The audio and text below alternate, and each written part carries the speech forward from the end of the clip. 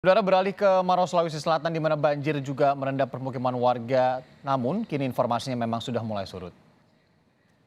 Sebelumnya, ketinggian air mencapai 2 meter.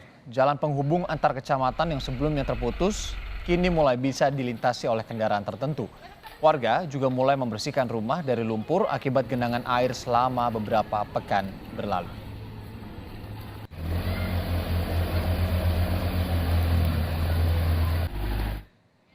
Di Kabupaten Maros, banjir menerjang sejumlah titik di 14 kecamatan. Dusun Kampala, Desa Bontomatene, Kecamatan Marusu menjadi salah satu lokasi yang terparah. 300 warga di lokasi ini terpaksa memanfaatkan sampan untuk beraktivitas. Tidak sedikit juga dari mereka yang nekat menerobos banjir demi memenuhi kebutuhan logistik. Banjir disebabkan luapan sungai akibat intensitas hujan yang tinggi.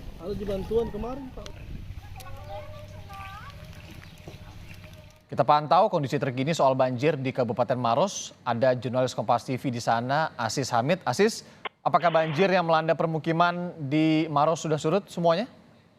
Ya, Rianda dan juga saudara, jadi memang hingga siang ini, hari ini itu banjir di Kabupaten Maros itu perlahan mulai surut. Seperti yang kita lihat di Desa Bontomatene, Kecamatan Maros ini yang menjadi salah satu lokasi terparah terkena dampak banjir. Akses kendaraan yang tadinya terputus akibat genangan air mencapai 2 meter itu kini sudah bisa dilintasi oleh warga.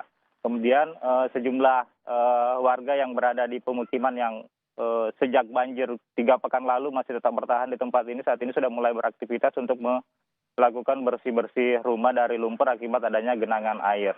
Nah, banjir yang terjadi di tempat ini sendiri sebenarnya akibat intensitas curah hujan yang tinggi, kemudian adanya luapan air sungai akibat lokasi ini memang sebenarnya diapit oleh 2 sungai dari Sungai Maros itu yang langsung mengarah ke laut, dan tidak adanya tanggul pembatas yang membuat banjir tetap bertahan di tempat ini. Meski begitu hari ini sudah perlahan mulai surut. Rianda.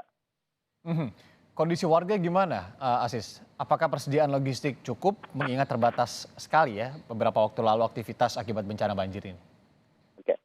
Untuk persediaan logistik beberapa waktu lalu memang warga di tempat ini mengalami keterbatasan untuk ke pasar mengingat akses jalan yang terputus itu, dan mereka saat itu hanya memanfaatkan perahu sampan dari 300 kakak yang ada, namun tidak semua warga memiliki perahu sampan.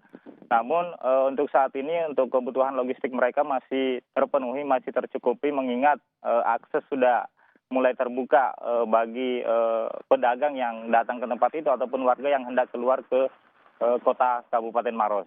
Iranda. Baik, Asis Hamid, jurnalis Kompas TV langsung dari Maros, Sulawesi Selatan. Terima kasih.